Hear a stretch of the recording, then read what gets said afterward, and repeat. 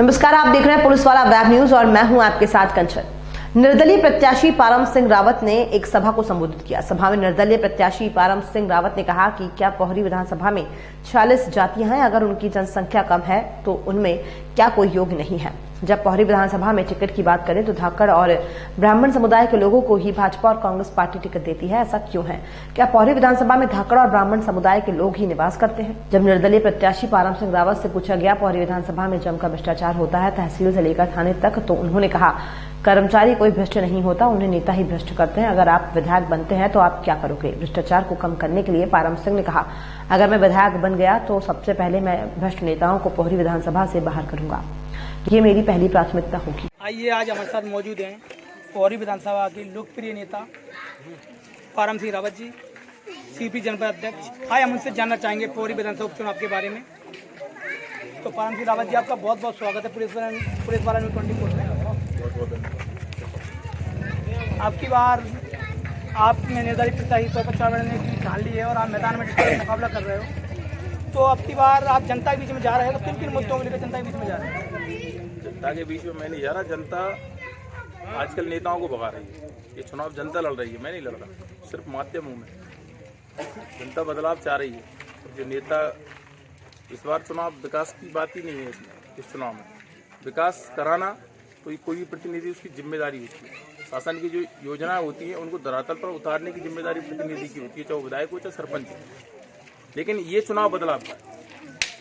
ये चुनाव में विकास का मुद्दा कोई मुद्दा नहीं है। विकास का इस चुनाव में अगर कोई मुद्दा है तो जो नेता हैं, जो नेताओं की सोच है, उस सोच बदलने का बड़ा मुद्दा है इस चुनाव। पोहरी विधानसभा हम देखें या अभी तक तो ब्राह्मण और धाकड़ की वर्चस्व की लड़ाई होती आई है। 5 बार विधायक ब्राह्मण समुदाय से रहा, 5 बार विधायक धाकड़ समुदाय से चुना गया है। तो अब की बार आपको लगता है इस चैन को तोड़ पाओगे आप? देखिए, मेरी सबसे जो बड़ी लड़ाई है वो जातिवाद के खिलाफ है। आप जो धाकड़ और ब्राह्मण समाज की बात कर रहे हैं, ये नहीं कह रहे कि उनमें योग्यता कम है या उनमें कोई योग्य व्यक्ति नहीं है, पर मेरा मानना ये है जो पार्टियों की सोच है, जो पार्टी या जातिगत भव्यता को देखकर टिकट देती है, ऐसे लोगों को इस चुनाव में हम सबक सिखाने के मूड में है। क्यों? अगर इस विधानसभा में 40 जाति हैं तो क्या 40 जातियों में जिनकी जनसंख्या कम है उसमें कोई व्यक्ति योग्य नहीं हो सकता क्या? तो ये सोच है लोगों की, जो ऊपर की पार्टियों की जो सोच है, उस सोच बदलने का, इसलिए मैं कह रहा हूँ ये चुनाव बदलाव का। इस चुनाव में बहुत कुछ आपको नया देखने के लिए मिलेगा। पोहरी विधानसभा हमारा मूलभूत समस्या जूझ रहा है, जो पेयजल की समस्या, स्वास्थ्य शिक्षा की समस्या। अगर आप जनता आपको विधायक चुनती है तो आपकी पहली प्राथमिकता क्या रहेगी? सबसे पहली प्राथमिकता मेरी ये रहेगी, जो भ्रष्ट नेता है उनको सबसे पहले पोहरी से बाहर करो। जिस दिन मैंने जो भ्रष्ट लोग हैं, अधिकारी भ्रष्ट नहीं होता, अगर भ्रष्ट होता है तो नेता होता है। मैंने जिस दिन नेताओं को, यहाँ से भ्रष्ट नेताओं को पोहरी से बाहर कर दिया तो निश्चित रूप से विकास स्वतः ही रोड पे हमको दिखने लगेगा। भारतीय जनता पार्टी और कांग्रेस पार्टी दोनों आक्रामक रैली कर रही हैं। कमलनाथ जी, शिवराज जी खुद रैलियां कर रहे हैं। अब आपकी क्या तैयारी है? आपको लग रहा है उनके मुकाबले आप टिक पा रहे हो? देखिए, वो रैलियां कर रहे हैं, वो बड़े बड़े लोगों के आशीर्वाद से चुनाव लड़ रहे हैं।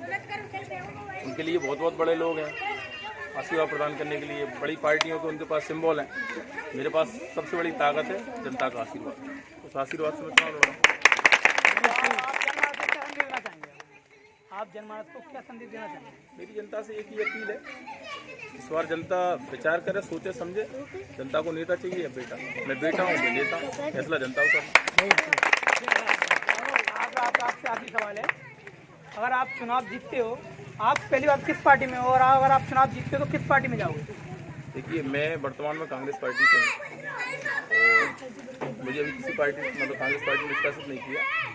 मैं उस पार्टी के साथ जाऊंगा जो पार्टी इस क्षेत्र के विकास के लिए मेरे साथ में साइन करेगी, उसके साथ मैं उस पार्टी के साथ नहीं जाऊंगा। ठीक है, बहुत बहुत